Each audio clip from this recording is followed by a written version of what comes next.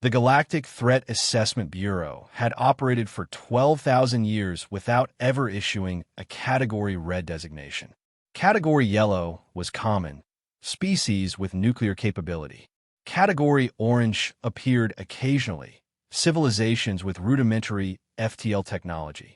Category Red was theoretical, reserved for species that posed an existential threat to galactic civilization itself. Until first contact with humanity. Xenobiologist Croft stared at the assessment report, his 3 hearts racing. This can't be accurate. Run the analysis again. His assistant's tendrils trembled as she reviewed the data. I've run it 17 times. The results are consistent. By every metric, humans qualify for Category Red status. But they haven't even left their solar system, Croft protested. They have no weapons capable of... That's what makes them Category Red, she interrupted, pulling up the psychological profile. It's not what they have.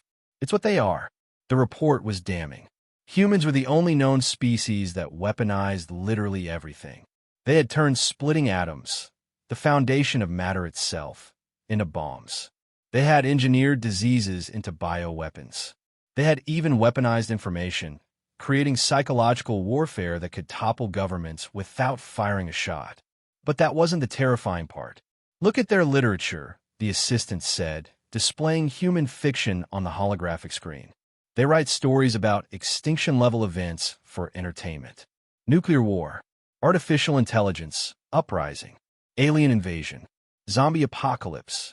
They imagine their own destruction constantly, and then they plan how to survive it. Croft scrolled through the files.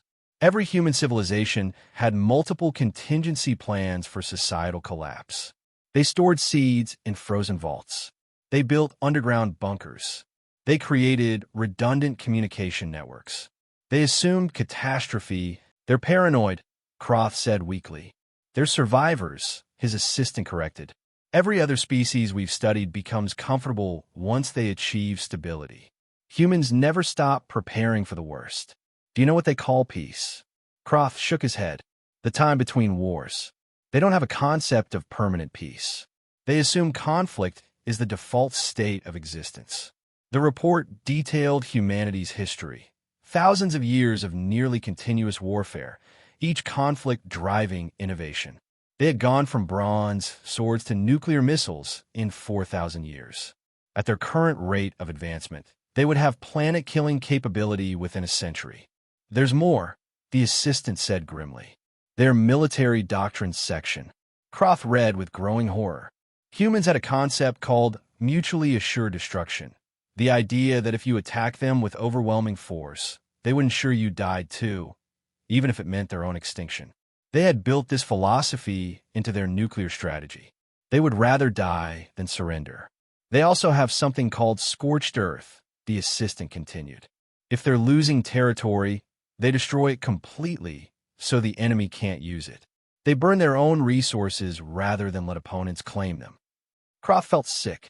What kind of species destroys their own world to deny it to others? A Category Red species, she replied. But there's something worse in the psychological assessment. Worse than suicidal warfare doctrine. She pulled up the final section. Humans bond with other species. They form emotional attachments to anything, other humans, animals, even artificial intelligences. And when those bonds are threatened, they become unpredictable. The file showed countless examples.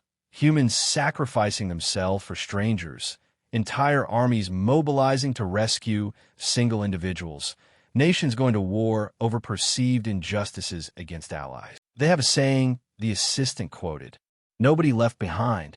They will burn entire worlds to recover their people. They will fight impossible odds for emotional reasons. Logic doesn't constrain them. Fear doesn't stop them.